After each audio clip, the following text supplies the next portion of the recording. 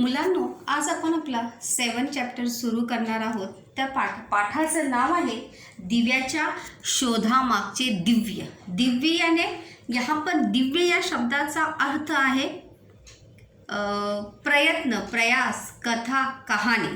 मतलब दिए की खोज करने के लिए, दिए की खोज मतलब जिस लाइट में आज हम, जिस लाइट की रोशनी में हम रहते हैं, आनंद से मज़े से रहते हैं, त्या लाईटीच्या प्रकाशामध्ये आपण आनंद साजरा करत असतो.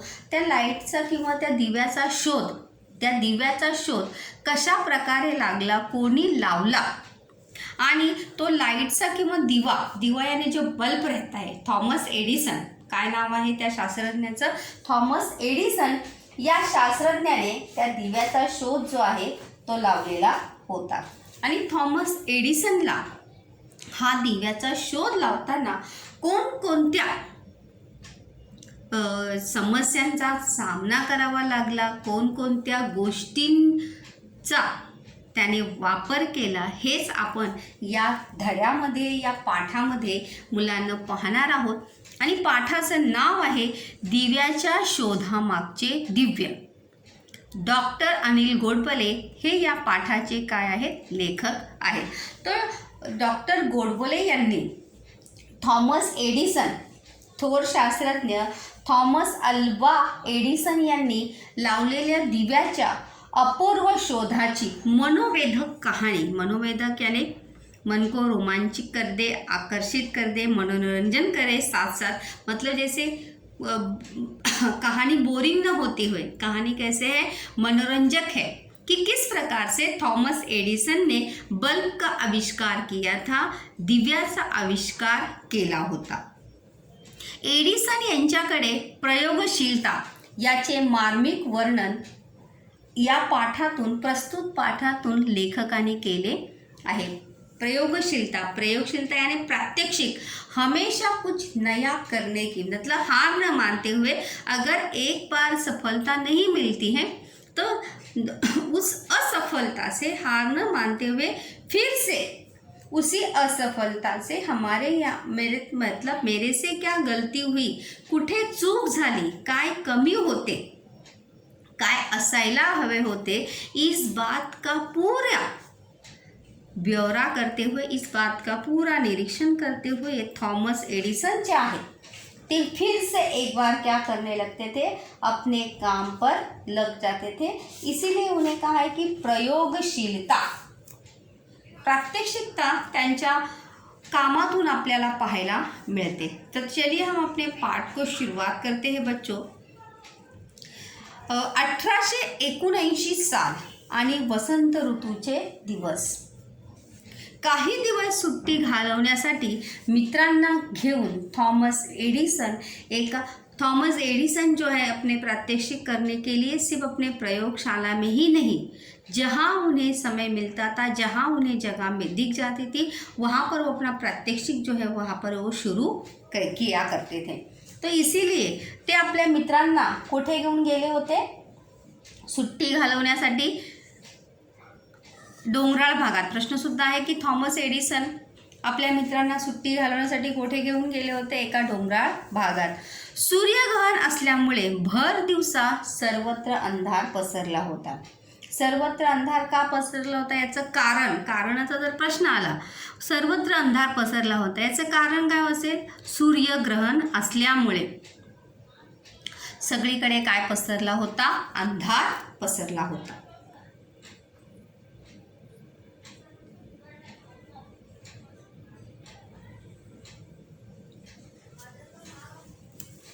तिथे काही शास्त्रज्ञ आणि ज्योतिषी सूर्यग्रहणाचा अभ्यास करण्यासाठी जमले होते. जैसे अगर आप न्यूज़ वगैरह में देखते होंगे तो सूर्यग्रहणाचा अभ्यास करने विषय, क्योंकि जब भी ग्रहण होता है तो उसके बारे में सूर्य, पृथ्वी, चंद्र की स्थिति के, ग्रह के स्थिति के बारे में अभ्यास करने के लिए वहाँ पर शास्त्रज्ञ और ज्योतिषी जो है वहाँ पर उसका अभ्यास शुरू करते हैं.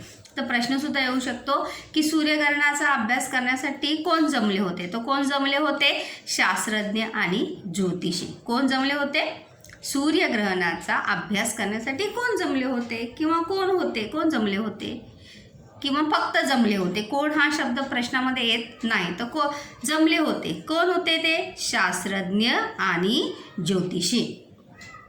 मित्रमंडळींच्या गप्पा रंगात आल्या होत्या. पण एडिसन कसल्या तरी विचारात गळून गेला होता. सभी दोस्त जो है, जो वहाँ पर घूमने के लिए वहाँ पर गए थे, सभी दोस्त जो है अपने बातों में पूरी तरह से क्या हुए थे? व्यस्त थे. गप्पा रंगात येणे मतलब बहुत सारी बातें करना. गप्पा रंगात येणे म्हणजे खूप गप्पा मारणे. गप्पा रंगात येणे म्हणजे संभाषण रंगणे. हा सुद्धा काय आहे? वाक्यप्रचार आहे. गप्पा रंगात येणे म्हणजे संभाषण रंगणे मतलब बातें जो है और मज़ेदार हो जाना. पण एडिसन कसल्या तरी विचारात गढून गेला होता. गढून जाणे म्हणजे मग्न होणे. हा सुद्धा एक वाक्यप्रचार आहे मुलांना. गढून जाणे, मग्न होणे. त्याच्या एका मित्राने सहजपणे विचारले. तभी थॉमस एडिसन की उनके मित्र ने, दोस्त ने देखा की थॉमस एडिसनचं लक्ष जे आहे ते आपल्या बोलण्याकडे जराही नाही. तो कसल्या तरी विचारात गडलेला आहे. तभी उनका एक मित्र जो है उन्हें कहता है, काय एडिसन साहेब कसल्या विचारात गडलाय? त्या अंधारावर मात करणाऱ्या, प्रकाश देणाऱ्या वस्तूच्या शोधाची कल्पना तर नाही ना तुमच्या डोक्यात? तभी उनका एक दोस्त है, उनके दोस्त भी उनके स्वभाव से क्या थे? भली भांति परिचित थे. तभी उनका दोस्त उन्हें कहता है, बघा हे दुहेरी अवतरण चिन्ह आहे. कोणतं आहे? दुहेरी अवतरण चिन्ह, प्रश्नचिन्ह, स्वल्प विराम. तभी उनका दोस्ती उन्हें कहता है की त्या अंधारावर मात करणे म्हणजे विजय मिळवणे. अंधारचा ऑपोजिट वर्ड काय येणार आहे? प्रकाश. काय येणार आहे? विरुद्धार्थी शब्द प्रकाश किंवा उजेड. आणि अंधाराचा समानार्थी शब्द काय होणार आहे? काळोख. काय होणार आहे? काळोख. तर अंधारावर मात करणाऱ्या किंवा प्रकाश देणाऱ्या वस्तूच्या शोधाची कल्पना तर नाही ना तुमच्या डोक्यात? क्योंकि सूर्य ग्रहण होने के कारण, दिन होने के कारण भी चारों ओर क्या था? अंधेरा था. तो इसीलिए उनके दोस्त ने उन्हें ये सवाल पूछा कि क्या शायद आप इस अंधेरे को उजाले में परिवर्तित करना चाहते हैं क्या? शोध, आविष्कार, प्रश्नचिन्ह आहे बघा. असले काहीतरी वेडगळ विचार नेहमीच तुमच्या डोक्यात येतात. वेडगळ म्हणजे वेडे वाकडे. तो उनका दोस्त उन्हें कहता है कि ऐसे विचार जो है वो आप ही के मन में आते हैं.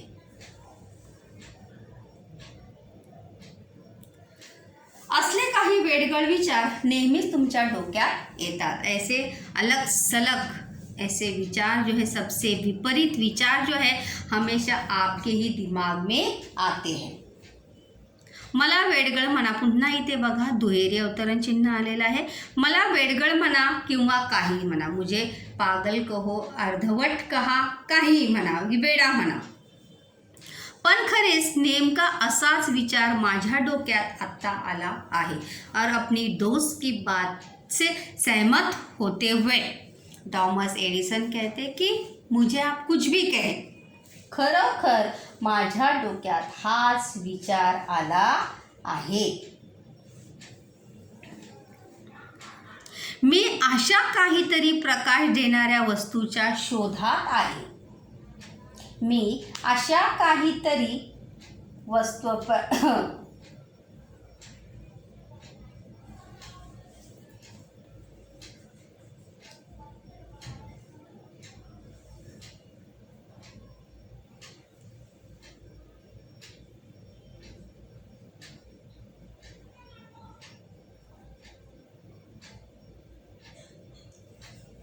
मी अशा काहीतरी प्रकाश देणाऱ्या वस्तूच्या शोधात आहे की जी काय असेल? किमतीने कमी असेल. काय असेल? किमतीने कमी असेल. प्रश्न पण आहे बघा इथे की एखाद्या कल्पनेबाबत एडिसनचे वैशिष्ट्य कोणते? एखाद्या कल्पनेबाबत देखा इथं आलेलं आहे की एखाद्या कल्पनेबाबत मी अशा काहीतरी प्रकाश देणाऱ्या वस्तूच्या शोधात आहे जी कीमतीने काय असेल, कमी असेल. कमी मतलब उसकी वस्तू की किंमत क्या होगी, कम होगी. तर ह्या त्या प्रश्नाचं उत्तर आहे की एखाद्या कल्पनेबाबत एडिसनचे वैशिष्ट्य काय होते वैशिष्ट्य की ती वस्तू जी आहे ती काय असावी, किमतीने कमी असावी. काय असावी, कमी असावी. उसकी कीमत जो है, उसका दाम जो है वो क्या होना चाहिए, कम होना चाहिए, क्योंकि सर्वसामान्य व्यक्ति जो है उसे बड़ी आसानी से, सहजता से उसे खरीद सके. पण इथे पण बघा अर्धविराम आलेला आहे, पूर्णविराम. पण सामान्य माणसालाही रोजच्या जीवनात तिचा उपयोग होईल. ह्याचं वैशिष्ट्य, 2 वैशिष्ट्य आहेत. पहिलं वैशिष्ट्य काय आहे की ती किमतीने काय असावी, कमी असावी. आणि दुसरं काय आहे, सामान्य माणसालाही रोजच्या जीवनात तिचा उपयोग होईल. जैसे अभी हम बल्ब देखते हैं, एक सर्वसामान्य मतलब एक अमीर श्रीमंतापासून ते गरिबाच्या झोपडीसुद्धा आपल्याला काय दिसतो, बल्ब दिसतो. आणि त्याची किंमत जी आहे वो सर्वसामान्य व्यक्ति जो है ज़रूर उसे अफोर्ड कर सकता है या उससे बड़े आसानी से मतलब खरीद सकता है. तर ही त्याच्या कल्पनेची काय आहे, वैशिष्ट्य. पहिली आहे की ती किमतीने काय असावी, कमी असावी. आणि दुसरी काय आहे, सामान्य माणसालाही रोजच्या जीवनात तिचा उपयोग होईल. जैसे हम बल्ब का उपयोग जो है रोज़ हर किसी के घर में बल्ब का उपयोग जो है वो किया जाता है. असं कोणतंही घर नसेल की ज्या घरामध्ये बल्बचा उपयोग जो आहे तो होत नसेल किंवा कोणी बल्बचा उपयोग जो आहे तो करत नसेल. चला तर पुढे पाहूया. एडिसनच्या मित्रांनी फारसे गंभीरपणे मनावर घेतले नहीं. एडिसन के दोस्त जो है उनके इस आविष्कार के जुनून से, शौक से क्या थे, भली भांति परिचित थे.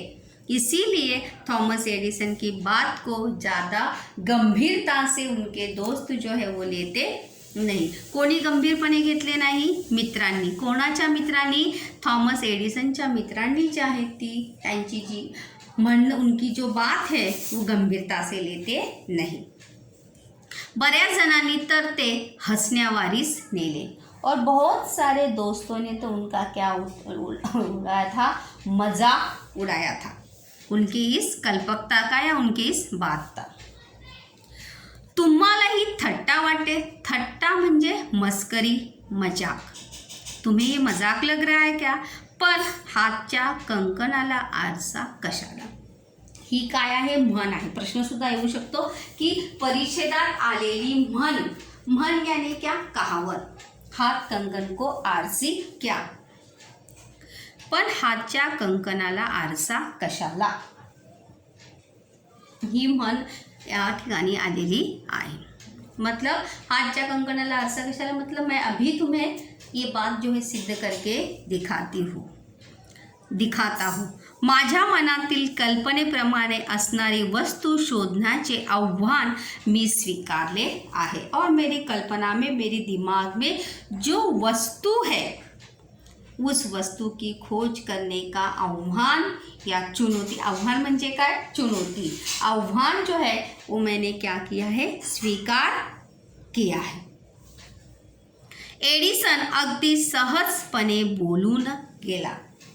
एखादी कल्पना मनात आली की तिचा सतत पाठपुरावा करणे हा सुद्धा काय आहे, वाक्यप्रचार आहे. पाठपुरावा करणे म्हणजे सतत एखाद्या गोष्टीचा ध्यास करणे. पाठपुरावा बघा इथे आहे. पाठपुरावा करणे हा सुद्धा वाक्यप्रचार आहे. त्याचा अर्थ आहे सतत एखाद्या गोष्टीचा ध्यास घेणे. आणि हसण्यावारी नेणे हा सुद्धा काय आहे, वाक्य प्रचार आहे. त्याचा अर्थ आहे की गंभीरपणे दखल न घेणे, उडवून लावणे, लक्ष न देणे किंवा बोलण्याकडे सिरियसली न पाहणे असा त्या वाक्यप्रचाराचा काय आहे, अर्थ आहे. आव्हान स्वीकारणे म्हणजे चा सामना करण्यास सिद्ध होणे, म्हणजे हर चुनौती का सामना करने के लिए क्या रहना, सज्ज रहना, तैयार रहना. एवढ्या बघा 3 वाक्यप्रचार आले. एक आहे हसण्यावारी नेणे, दुसरा आहे पाठपुरावा करणे आणि तिसरा होता आव्हान स्वीकारणे. आणि ही म्हण इथे आलेली आहे की हातच्या कंकणाला आरसा कशाला, की तिचा सतत पाठपुरावा करणे हे तर एडिसनचे वैशिष्ट्य होते. उनकी विशेषता क्या थी, की थॉमस एडिसनचे वैशिष्ट्य काय होते की एखाद्या गोष्टीचा सतत पाठपुरावा करणे.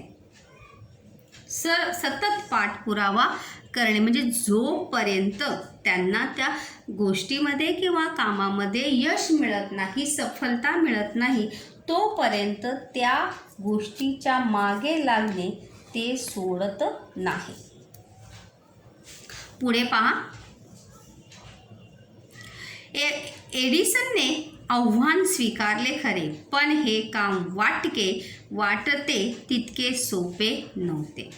थॉमस एडिसन ने ये आव्हान जो है वो स्वीकार तो किया था की मी काय करणार आहे, अंधाराला दूर करण्याची वस्तूचा शोध घेणार आहे. सोपेचा विरुद्धार्थी शब्द काय आहे, अवघड. अवघड पण होऊ शकतो आणि कठीण सुद्धा होऊ शकतो. आणि सोपेचा समानार्थी शब्द आहे सरळ.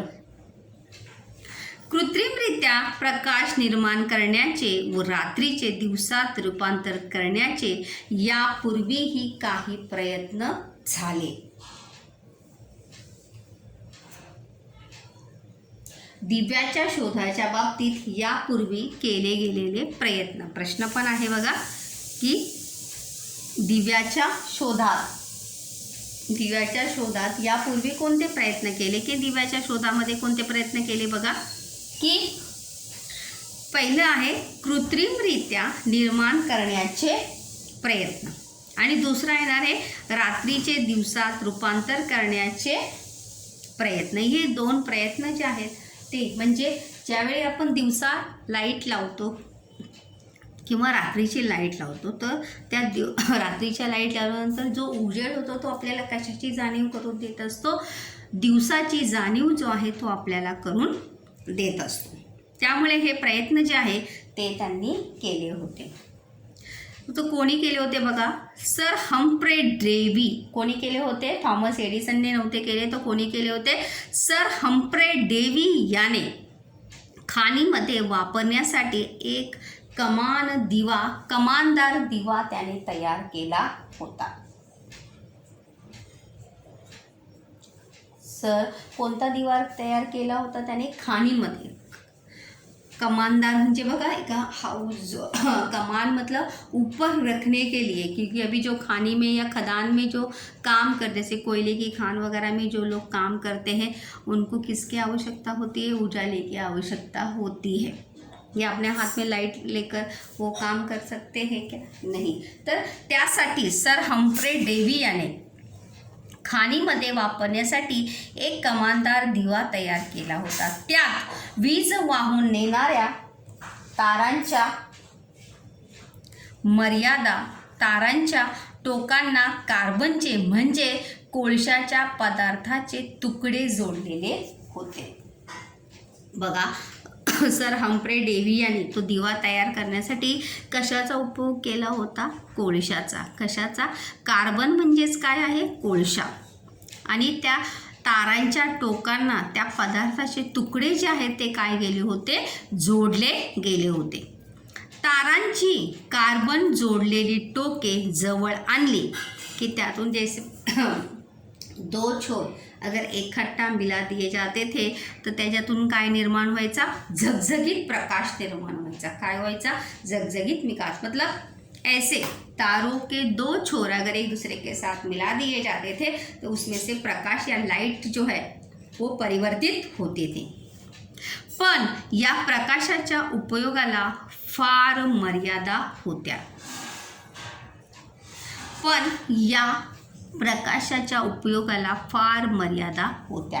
प्रश्न पण आहे बघा, सर हम्फ्रे डेव्ही यांनी तयार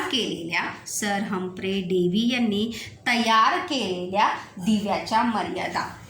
तर त्याची उत्तरे जी आहेत ती 4 उत्तरं आहेत. काय होती? 4 उत्तरं.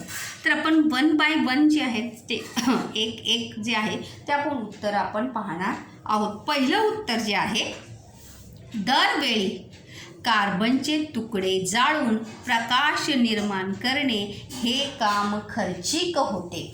मर्यादा यानी लिमिटेशंस, मतलब उसका सर हम्फ्रे डेवी इन्होंने जो दिए का आविष्कार किया था उसकी लिमिटेशंस क्या थी, उसकी मर्यादाएं क्या थी, किस प्रकार से वह सर्वसामान्य या सभी के लिए वो उपयोगी या उपयुक्त नहीं था, या त्याच्या मर्यादा कोणत्या होत्या त्या या ठिकाणी सांगण्यात आलेल्या आहे. तर पहिली मर्यादा काय आहे की दरवेळी म्हणजे हर बार, दरवेळी कार्बनचे तुकडे जाळून प्रकाश निर्माण करणे हे काम काय होते? खर्चिक यानी खर्चीला.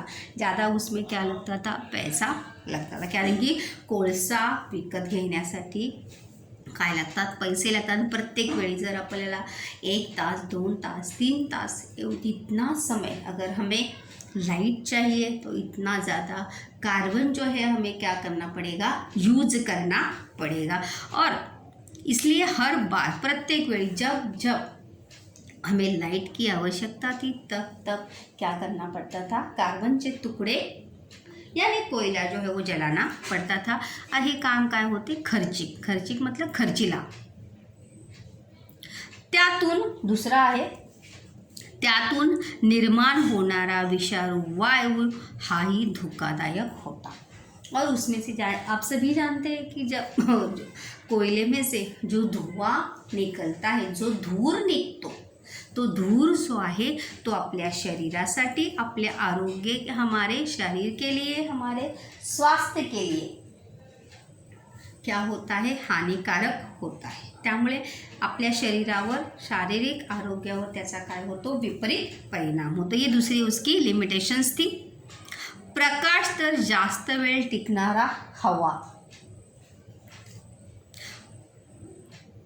प्रकाश जास्त वेळ टिकणारा हवा पण तो टिकायचा नहीं. तो इसको हम यहाँ पे टिकायला हवा, तो इसकी जगह पर हमें क्या लिखना पड़ेगा? प्रकाश जास्त वेळ टिकायचा नहीं.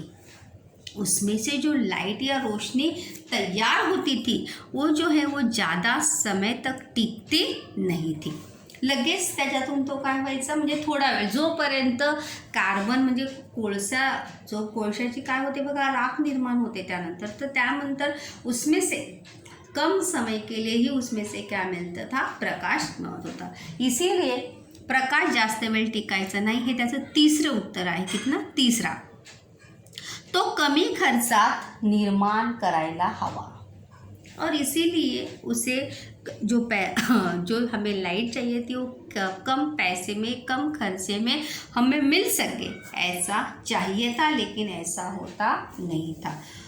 तो फार प्रखरही नको. तो दिवा फार प्रखर होता.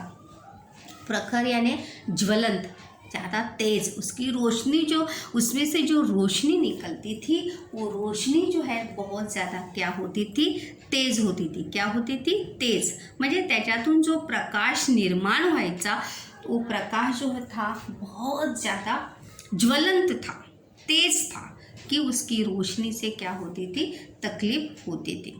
कोळशा चाहिए, अगर हम कोयले की रोशनी में देखो, अगर हाथ वगैरह बहुत देर तक अगर हम उसके सामने बैठे रहें तो उस ज्वलन से या उस प्रकाश से हमें क्या होने लगती है? तकलीफ होने लगती है. तो दिवा काय होता? प्रखर होता. तो दिवा फार प्रखर होता. ये 4 उसके उत्तर है. पहला क्या था? दरवेळी कार्बनचे तुकडे जाळून प्रकाश निर्माण करणे हे काम खर्चिक होते. पहला हो गया. त्यातून निर्माण होणारा धोकादायक विषारू वायू धोकादायक निर्माण व्हायचा, जो धोकादायक होता. त्यानंतर प्रकाश जास्त वेळ टिकायचा नाही. त्याच्यातून जो प्रकाश निर्माण व्हायचा तो जास्त वेळ काय होत असे? टिकत नसे. आणि चौथा काय होता? दिवा फार प्रखर होता. त्यातून विषारू वायूचा धोकाही नको. हे सारे एक टाइम तो कमी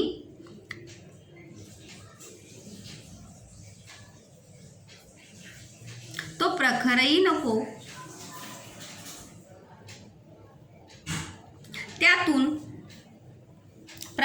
जास्त काळ टिकणारा हवा तो कमी खर्चात निर्माण करता यायला हवा। और जो कार्बन के लिए जो कार्बन ज़्यादा खर्चीला था वो नहीं चाहिए था। तो कमी खर्चामध्ये आपल्याला काय पाहिजे होतं, जास्त वेळ टिकणारा असा प्रकाश, ज़्यादा समय तक टिकने वाला प्रकाश जो है तो आपल्याला पाहिजे होता।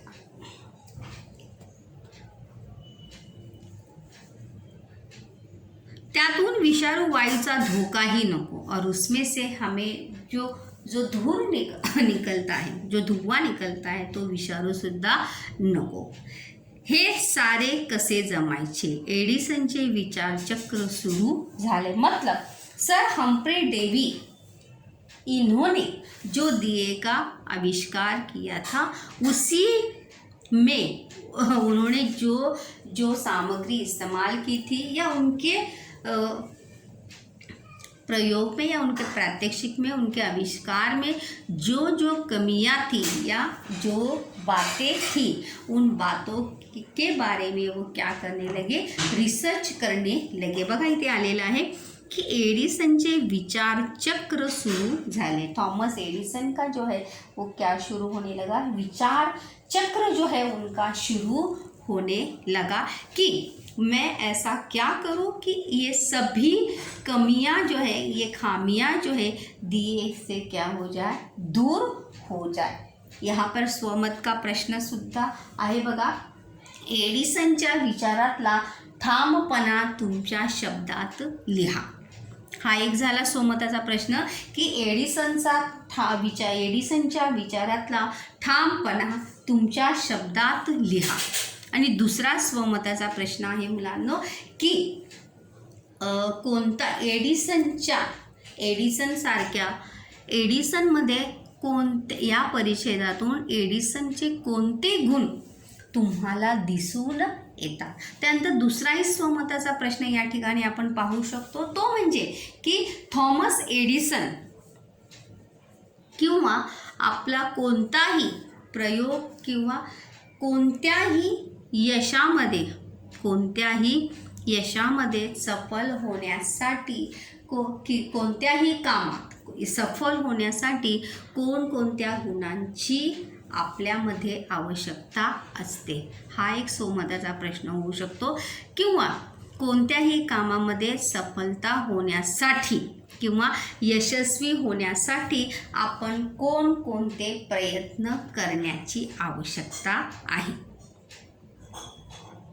किंवा प्रयत्न आणि सफलता या गोष्टी, प्रयत्न बघा लक्ष देऊ नये का, प्रयत्न आणि सफलता किंवा प्रयत्न आणि यश या दोन्ही एकाच नाण्याच्या दोन बाजू आहेत। या विधानाबाबत तुमचे विचार स्पष्ट करा किंवा या विधानाविषयी तुमचे विचार जे आहे तुम्ही स्पष्ट करा की प्रयत्न आणि यश या दोन्ही एकाच नाण्याच्या बाजू आहेत। या विधानाबाबत तुमचे मत किंवा तुमचे विचार स्पष्ट करा। किंवा असं पण येऊ शकतं किंवा या विधानाशी तुम्ही सहमत आहात का, कारण स्पष्ट करा की प्रयत्न आणि यश या दोन्ही एकाच नाण्याच्या दोन्ही बाजू आहेत, याची कारण मीमांसा करा।